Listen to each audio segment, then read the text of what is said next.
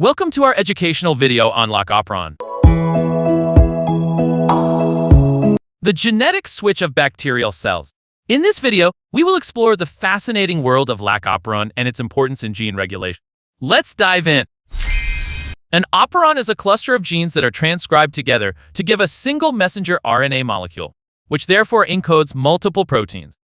Operons are short sequences of regulatory gene segments, found only in the genetic material of prokaryotic cells such as bacteria and archaea. Operons function to activate or deactivate gene expression in response to environmental triggers, called inducers or repressors. Why operon is called operon?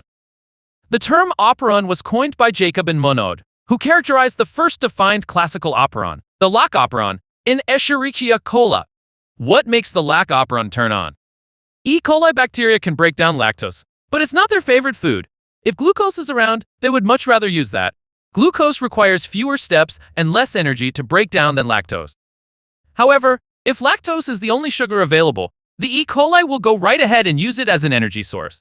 To use lactose, the bacteria must express the Lac Operon genes, which encode key enzymes for lactose uptake and metabolism. E. coli should express the Lac Operon only when two conditions are met. Lactose is available, and glucose is not available. Before we explore what the activation of Lac Operon, let's understand its basic structure. The Lac Operon contains three genes, LAC-Z, LAC-Y, and LAC-A. These genes are transcribed as a single mRNA under control of one promoter.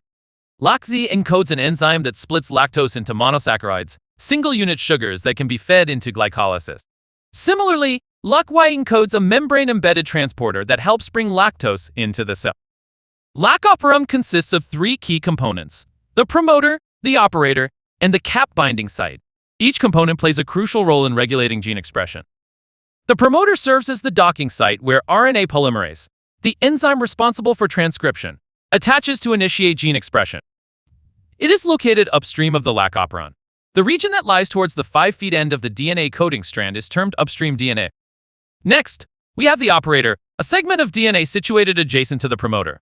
The operator acts as a switch, regulating the accessibility of RNA polymerase to the gene's promoter region. Additionally, the operator is influenced by the presence of a Lac repressor. The Lac repressor protein binds to the operator, preventing RNA polymerase from initiating transcription.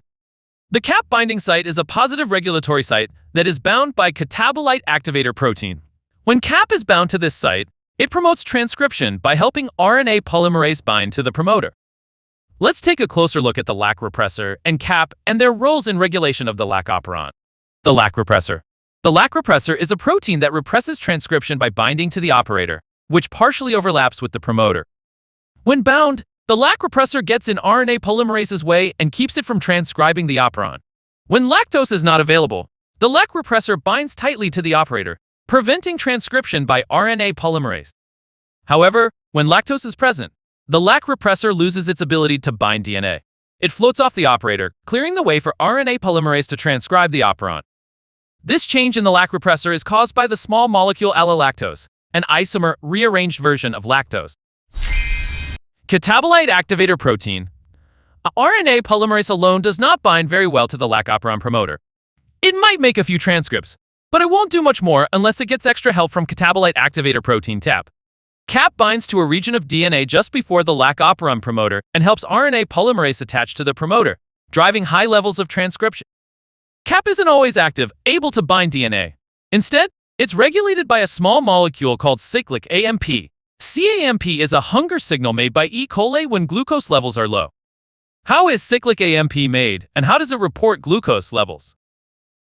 When glucose is transported into the cell, the transport process inhibits synthesis of cyclic AMP. However, if little or no glucose is available for transport into the cell, cyclic AMP synthesis will no longer be inhibited and cyclic AMP levels will rise.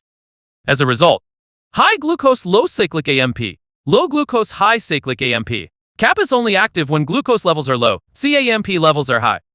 Thus, the Lac Operon can only be transcribed at high levels when glucose is absent. This strategy ensures that bacteria only turn on the Lac Operon and start using lactose after they have used up all of the preferred energy.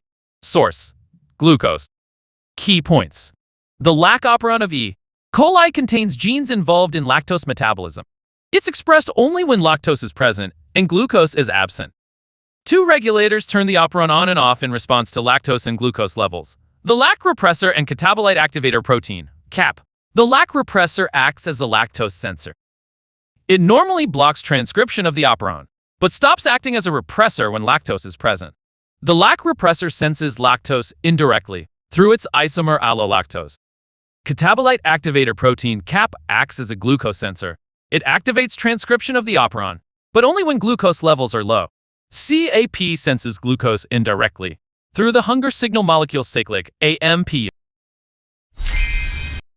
And there you have it, the Lac Operon, a remarkable genetic switch that allows bacterial cells to regulate gene expression in response to their environment. In this video, we explored the structure of the Lac Operon, including the promoter, operator, CAP binding site, Lac repressor, and CAP protein.